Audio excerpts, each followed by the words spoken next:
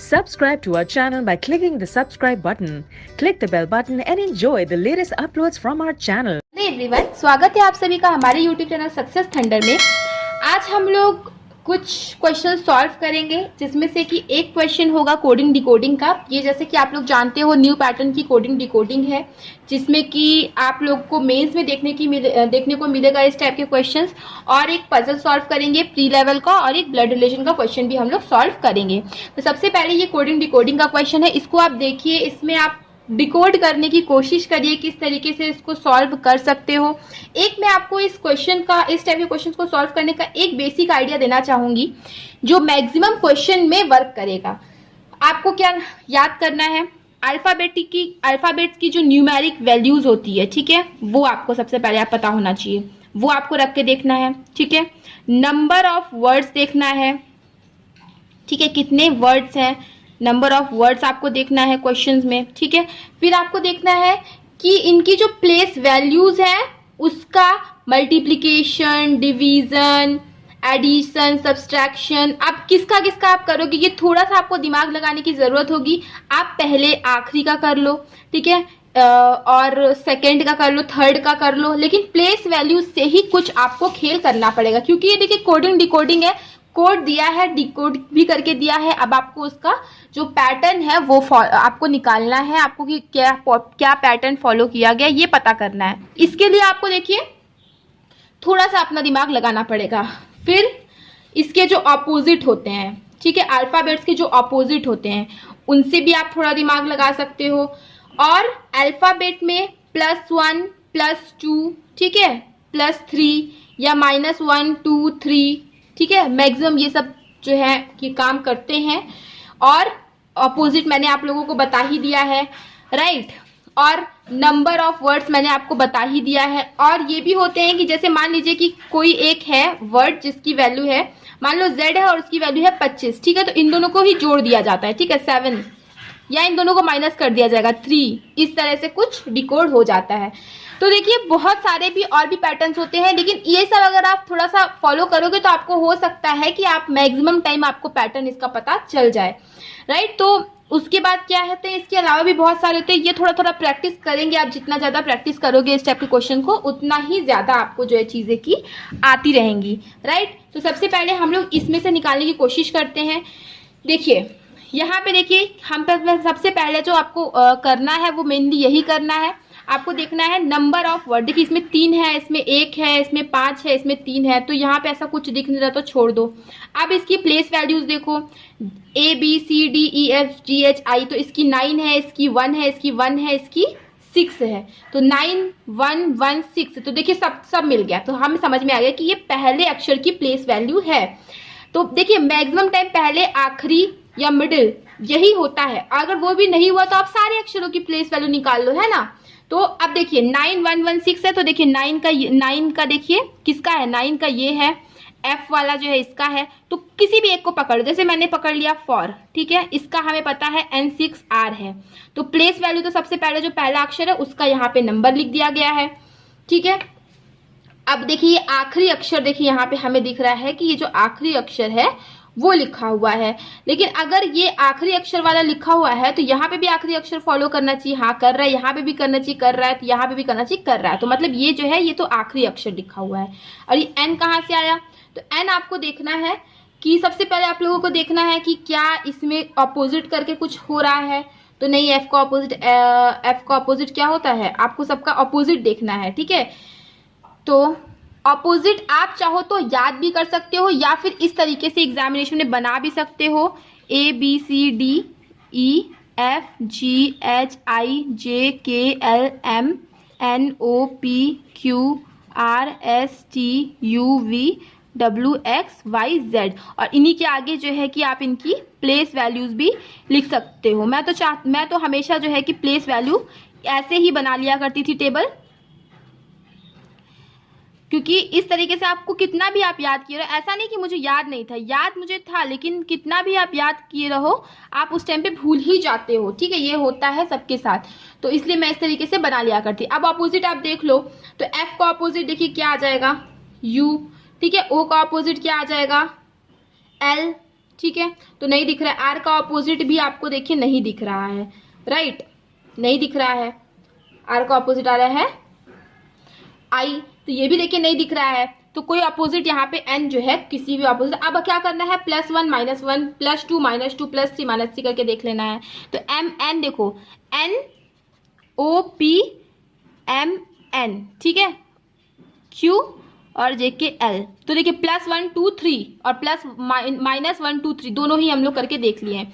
तो देखिए n से n का जो आसपास क्या आ रहा है आपको ये चीज देखना। देखिए O P Q कुछ भी नहीं आ रहा, केवल आपको O दिख रहा है, ठीक है। O के जस्ट बाद, ठीक है, O के जस्ट बाद मतलब बीच वाले के सेकंड के जस्ट बाद। इसमें देखो T के जस्ट बाद क्या आता है, T के जस्ट बाद क्या आता है आपको देखना है कि देखिए ये जो N आया है, ये जो यहाँ पे है, इसका सॉरी जस्ट बाद नहीं है, इसका जस्ट पहला वाला है, ठीक है। तो T का जस्ट पहला वाला क्या होता है, T का जस्ट पहला वाला क्या होता है, S होता है। तो देखिए यहाँ पे भी S आया है, मतलब जो सेकंड वाला लेटर है उसका जस्ट पहला वाला आ रहा है। L का जस्ट पहला वाला क्या आता है, K आता है। L का जस्ट पहला वाला क्या आता है, K आता है, राइट। देखिए अगर आप इसमें कर रहे हो कि O के जस्ट पहले आ गया है N, ठीक है, तो इसमें तो आपका चल जा रहा है। लेकिन मान लो कि अगर आपने ALL ऑल को देखिए, ठीक है, ऑल को आप देखिए, और ऑल में देखिए इसका ऑल का कोड क्या होगा, यही होगा डेफिनेटली Q1 और L। देखो ये तो सही है, ये भी सही है प्लेस वैल्यू के हिसाब से। अब इसमें Q कहाँ से आ जाएगा, देखिए L है, L आपको ढूंढना है कहाँ है, L देखिए ये है, राइट, L ये है। तो उस हिसाब से उसके जस्ट एक पहले तो मतलब K आना चाहिए था, लेकिन K तो आ नहीं रहा है, क्या आ रहा है, Q आ रहा है, राइट। तो ये कैसे आया, देखिए -2 और उसका जस्ट ऑपोजिट, यही तो हुआ है कि -2 हुआ और उसका जस्ट ऑपोजिट। अब इसमें आइए, इसमें देखिए O है, अब O से -2 क्या होगा, N और M, और M का ऑपोजिट क्या होगा, N। तो ये आपको कोड मिल गया। तो यही आपका जो है फाइनल कोड होगा जो हम निकालेंगे। तो आई होप आप लोग समझ गए होंगे कि इसकी कोडिंग कैसे करनी है, डिकोडिंग।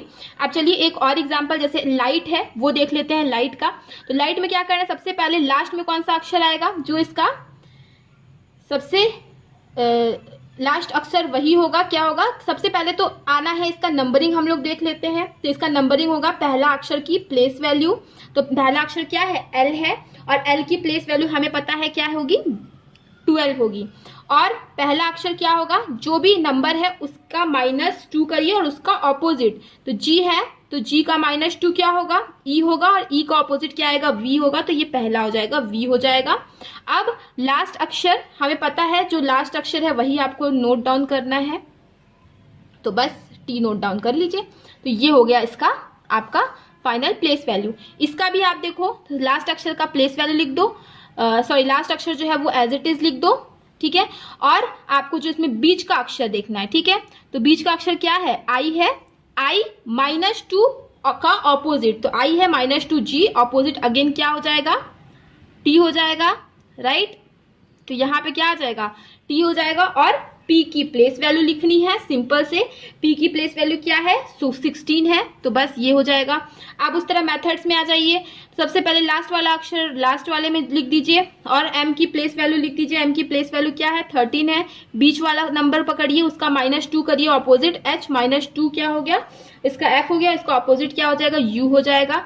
इसमें आ जाइए, लास्ट वाला अक्षर सबसे पहले लिख दीजिए, T की प्लेस वैल्यू लिख दीजिए। T की प्लेस वैल्यू क्या है, 20 है। अब बीच वाला अक्षर पकड़िए, बीच वाला अक्षर है N, N में माइनस आप 2 करिए, तो N में -2 करेंगे तो क्या आएगा, L आएगा। L का ऑपोजिट क्या होगा, O होगा, तो यहाँ पे आ जाएगा O। अब यहाँ पे देखिए लास्ट अक्षर पहले लिख दीजिए अगेन, और फिर सबसे पहले वाले अक्षर की प्लेस वैल्यू क्या होगी, 18। उसके बाद बीच वाला अक्षर पकड़िए G, उसमें -2 करिए और उसका ऑपोजिट, तो क्या हो जाएगा, V हो जाएगा। तो यही आपका जो है कि फाइनल आंसर बनेगा। आई होप कि आपको ये वाला क्वेश्चन समझ में आ गया होगा। डेफिनेटली इस टाइप के क्वेश्चंस आपको मेंस में देखने को मिलेंगे। अब चलिए आइए हम लोग एक छोटा सा क्वेश्चन सॉल्व करते हैं पजल का। क्या लिखा हुआ है, MABCYZ 6 दोस्त हैं, सभी की डिफरेंट हाइट है। टॉलेस्ट पर्सन की जो हाइट है वो 189 सेंटीमीटर है। 1 2 3 4 5 6 A is taller than only B, A सिर्फ बी से टॉलर है, बाकी सबसे मतलब शॉर्टर होगा, तो यहीं पे आएगा इसकी जगह। Y is shorter than only 2 people, 1-2 ही पीपल से वाई शॉर्टर है। C is not the tallest, C tallest नहीं है। M is neither taller than Z nor shorter than C, M ना तो जेड से बड़ा है, मतलब जेड से बड़ा नहीं है, मतलब वो जेड से छोटा होगा। नॉर शॉर्टर देन सी, सी से छोटा नहीं है, मतलब सी से लंबा होगा, मतलब जेड एम और सी कुछ इस टाइप का बनेगा। Difference between height of third shortest 1 2 3, third shortest ये, एंड द टॉलेस्ट इज 9, और टॉलेस्ट के बीच में 9 का फर्क है। अच्छा, इन दोनों के बीच में 9 का फर्क है, मतलब ये अगर 189 का होगा डेफिनेटली ये 180 का सेंटीमीटर का होगा। M is taller than Y, तो एम देखिए वाई से टॉलर है ही, तो यही आपका फाइनल अरेंजमेंट बन जाएगा।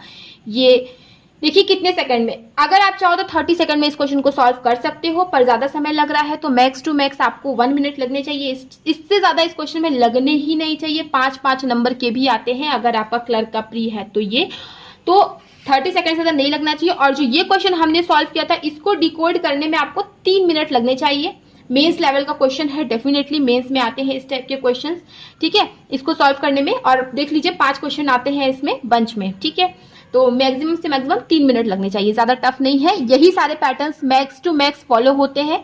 अगर आपने इससे थोड़ा सा दिमाग लगाया तो आपसे डेफिनेटली क्वेश्चन सॉल्व हो जाएगा। अब आइए हम लोग एक ब्लड रिलेशन का क्वेश्चन सॉल्व कर लेते हैं। देख लीजिए आप लोग क्वेश्चन, इसका स्क्रीनशॉट ले लीजिए, खुद से सॉल्व करने की कोशिश जरूर करिए, उसके बाद वीडियो को देखिए, सॉल्व करिए। तो आई होप अभी तक आप लोगों ने स्क्रीनशॉट ले लिया होगा। चलिए अब मैं इस क्वेश्चन को सॉल्व करवाती हूँ, किस तरीके से सॉल्व करना है। तो देखिए लिखा हुआ है there are 9 members in a family, 9 members हैं एक फैमिली में, A B C D E F G H I, among them only 3 are married couples, 3 couple हैं जिसमें से 4 जो है वो मेल हैं और 3 जनरेशन की फैमिली। अच्छा, 4 मेल होंगे तो 5 क्या होंगे, फीमेल। देखिए प्लस माइनस से मैंने मेल फीमेल को अलग कर दिया है। 4 मेल है और 5 फीमेल होंगी और 3 जनरेशन की फैमिली है। C is married to A, C और ए जो है ये दोनों कपल हैं। B is the only child of D, D का सिर्फ एक ही बच्चा है वो है B. A is father of E's mother, A जो है वो फादर है किसका, ई की मदर का, ठीक है, ई की जो भी मदर है उसका फादर कौन है, ए है, ठीक है। एंड जी, ए जो है वो फादर है ई की मदर का भी और जी का भी, right. F is married and she has a mother in law, F married है और उसकी कोई ना कोई एक मदर इन लॉ है, ठीक है। एफ मैरिड है और उसकी कोई ना कोई एक मदर इन लॉ है, मतलब उसका कोई हस्बैंड होगा जिसकी एक मदर भी होगी। D is paternal grandfather of E, D जो है वो पैटर्नल ग्रैंडफादर है किसका, ई का।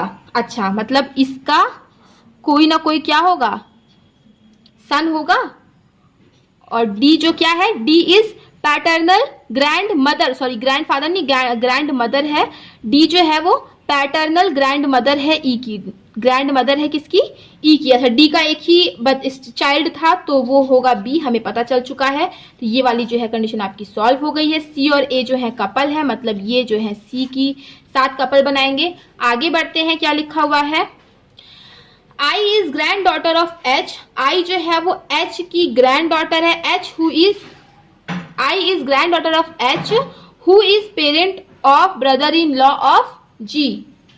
तो इसका मतलब थोड़ा सा पेचीदा है लेकिन समझना पड़ेगा। देखिए आई जो है वो ग्रैंड डॉटर है, ठीक है, ग्रैंड डॉटर है किसकी, एच की। एच जो कि पेरेंट है, H who is parent, H जो कि पेरेंट किसका है, ब्रदर इन लॉ ऑफ जी, जी का जो ब्रदर इन लॉ है उसका पेरेंट है। जी का ब्रदर इन लॉ कौन है, बी है, तो बी का पेरेंट कौन हुआ, एच हुआ, ठीक है। अब क्योंकि डी मदर हुई तो एच क्या हो जाएगा, फादर हो जाएगा। अच्छा, I is granddaughter of H, I जो है इसकी ग्रैंड डॉटर है, मतलब इनके ही बच्चे कौन होंगे, आई होंगे, और आई क्या है, एक फीमेल है। तो देखिए, अच्छा आगे बढ़ते हैं। E is a male member, E जो है एक मेल मेंबर है। देखिए कितने पर्सन अरेंज हो गए, 1 2 3 4 5 6 7 8 9 पर्सन जो है कि अरेंज हो गए हैं। 4 मेल थे तो 1 मेल 2 मेल 3 मेल 4 मेल हो गए, मतलब ये क्या होगी, फीमेल होगी। अब केवल एक ही पर्सन बच गया है, वो कौन है, एफ है। अच्छा, और ये क्या बोला था कि एफ की जो है कोई ना कोई मदर इन लॉ होगी, तो हाँ एफ की एक मदर इन लॉ भी है। ये वाली कंडीशन भी सॉल्व, ये भी सॉल्व, ये भी सॉल्व, यही आपका फिर इसका मतलब फाइनल अरेंजमेंट बना है। काफ़ी आसान सा अरेंजमेंट था। इस टाइप के क्वेश्चंस अगेन मैं कहूँगी कि बंच में आते हैं, इजीली आप सॉल्व कर सकते हैं क्वेश्चंस एग्जामिनेशन में।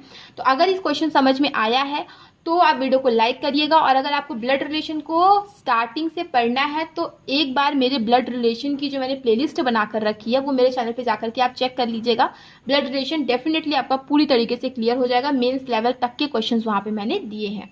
तो आई होप आपको चीज़ें क्लियर हो गई होंगी। चीज़ें क्लियर हो गई हैं तो वीडियो को लाइक करिएगा, शेयर करिएगा, और अगर चैनल पर पहली बार आए चैनल को सब्सक्राइब करना मत भूलिएगा। मिलते हैं अपने नेक्स्ट वीडियो में। Thank you so much for watching.